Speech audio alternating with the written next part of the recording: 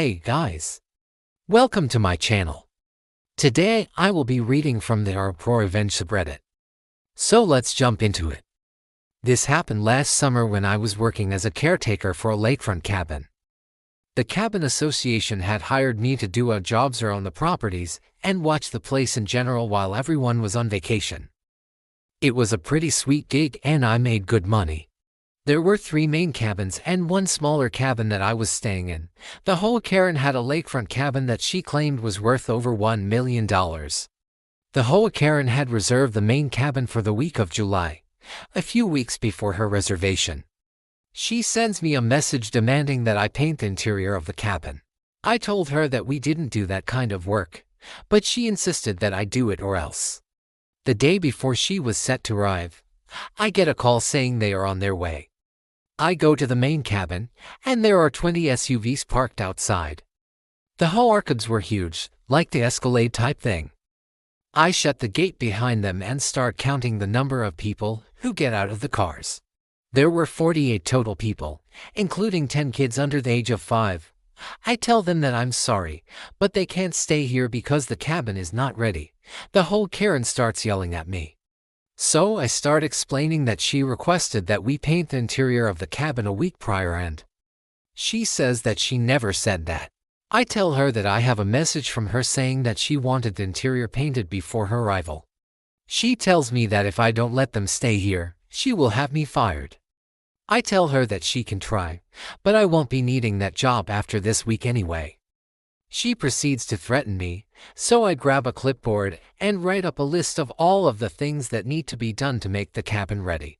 And then I tell her that if they leave, I will refund their deposit, and they can stay in one of the other cabins.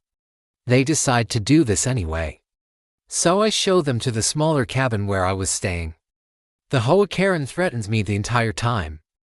The other guests arrive and they have no problem with sharing the smaller cabin with me. We end up having a great week with bonfires, fishing, swimming, and boating.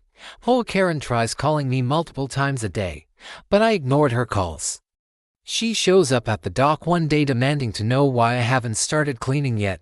I tell her that I've already given her a list of things that need to be done, and she needs to stop by the office to sign a document acknowledging that the cabin is ready.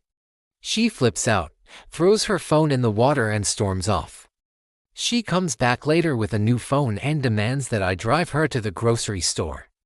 I tell her that I'm not driving her anywhere, so she takes off again. I see her return in one of her friend's car and she starts unloading stuff from her SUV. I ask her what she is doing and she tells me that she is moving in for the week. I tell her that she needs to talk to the owner about extending her stay because I am not letting her move in. She demands that I unlock the main cabin so that she can stay there. I tell her that I can't unlock it because I don't have a key. She asks if she can at least get her things out of the cabin. I tell her that she can't even do that without the key. She spends the next 2 hours going through the window to retrieve her stuff. The next day, the owner messages me asking how everything is going and if the archives have any complaints. I tell him everything is going great and that the only complaint I have is that the hot tub isn't clean. He apologizes and says that he'll send someone out to clean it tomorrow. Later that day, the hot tub gets cleaned and I let the other guests know. Later that night, HOA Karen comes knocking on my door demanding to know why the hot tub hasn't been cleaned yet. I tell her that it was cleaned earlier today and she starts flipping out, saying that she wants to speak to the owner. I tell her that he's probably asleep right now, but she insists.